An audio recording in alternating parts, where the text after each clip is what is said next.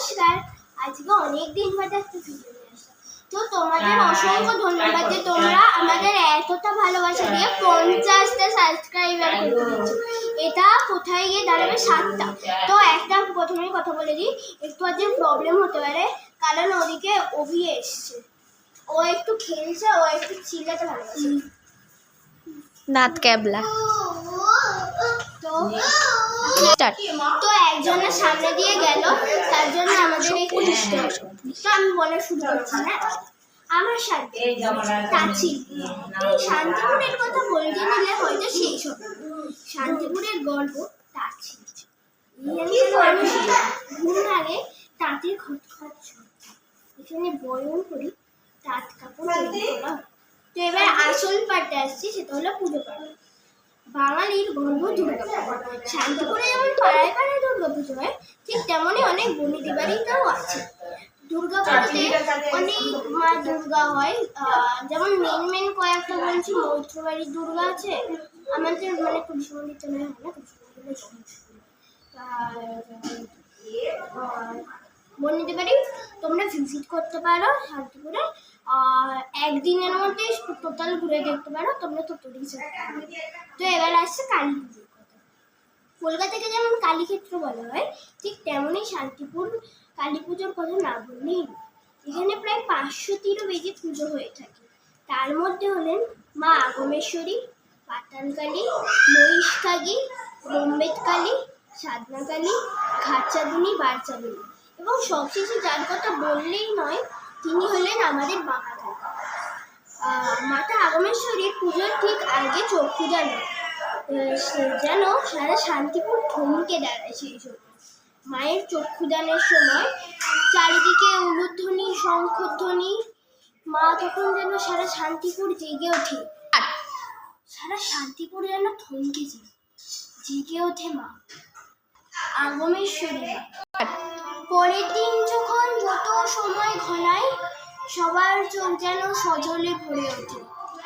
মা মহিষকালী বিকেল 4টের সময় নিজের ভক্তের পিঠে চেপে, কাঁধে চেপে রই রই করে সারা দাগঘর শান্তিপুর কাটিয়ে মা চলেন বিসর্জনের উদ্দেশ্যে।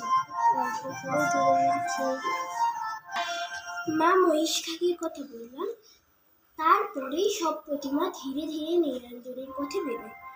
মা মহিষকালী যতক্ষণ না জ্বলে পড়েন, মা আগমেশ্বরী তার নিজের পাক থেকে বেরিয়ে এলেন। মধ্যরাতে যখন সারা শান্তিপুর থমকে দাঁড়ায়, মধ্যরাতে সব শেষে যখন মা বামা আসেন নিজের নৃত্য দেখাতে।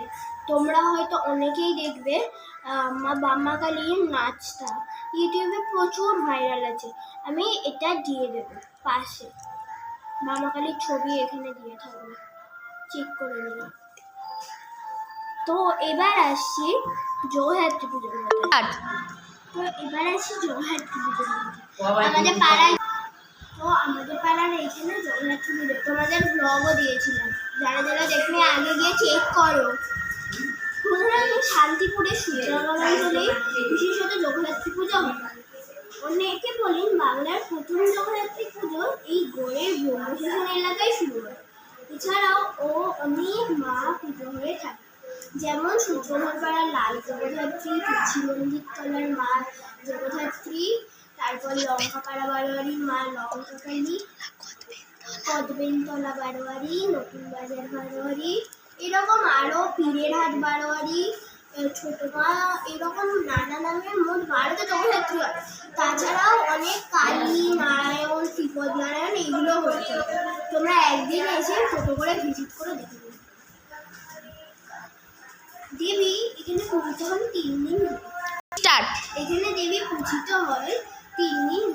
প্রথম দিন দেবীর বোধন, ঠিক দুর্গা পুজো, ষষ্ঠী, সপ্তমী, অষ্টমী, নবমী। 4 দিনের পুজো একদিনেই চলে মহা ধুমধামের সাথে। সাথে চলে নাচা গানা। এরপর আসে মাঝের দিন, সবাই বেরোয় ঠাকুর দেখতে, তার মাঝে চলে ফাংশন। এবং শেষের দিন যখন আসে, সকলের চোখ জলে ভরে এসে চারিদিকে প্যান্ডেল খোলা হচ্ছে। এইরকম অবস্থায় মাকে বিদায় দিতে হয়। তো আমরা একটা শর্টসও ছেড়েছিলাম এরকম, মা গো তুই আসবি বললে কোথায় গেলে চলেছিলাম নবমী রাত্রে হয়তো সব মিলিয়ে ফেলেছিলাম এরকম ছেড়েছিলাম দেখে নিতে পারো। আর শোভাযাত্রা প্রায় সব পাড়াই ভালো করে। কিন্তু যে দুটো পাড়ার নাম না বললেই নয় সেটা হলো তুলসী মন্দির তলা। তোমরা হয়তো অনেকেই বলবে আমাদের পাড়া, কিন্তু তোমাদের একটা কথা বলি, আমাদের পাড়া যেবার প্রথম পুজো হয়েছিল সেবারই এমন শোভাযাত্রা করেছিল, সেবারই আমাদের পাড়া ফার্স্ট প্রাইজ জিতেছিল। এমনকি মাঝে মনে হয় বেশি না 5-6টা প্রাইজ বাদ গেছে মাঝে। একটা হয় 2021 সালে, ওরকম কয়েকটা বাদ গেছে, 21 সালে একটা বাদ গেছে। আর এবার তো 3 বছর পেলো পরপর, 2022, 23, 24, 25, 4 বছর। 3 বছর না 4 বছর পরপর 4 বছর পড়ছে। আর অন্যটা হলো লঙ্কা পাড়া। লঙ্কা পাড়ার এবার স্টার্ট। তো এবার লঙ্কা পাড়া বানানোর কথা বলছিলাম, একজন চলে এসেছে, অসুবিধা হচ্ছে। লঙ্কা পাড়া বানানোর কথা বলছিলাম। তো লঙ্কা পাড়া এবার একটা কেরালার হয়ে গেছিল, খুব ভালো বাজিয়েছিল, কিন্তু এমন ভিড় হয়ে গিয়েছিল মানুষের এইরকম তো এইরকম করছিল। এই বলে আমি আমার পাঠটা বন্ধ করলাম। এছাড়াও অনেক পুজো আছে, যদি জানতে চাও চ্যানেলটা সাবস্ক্রাইব করো। Bye bye.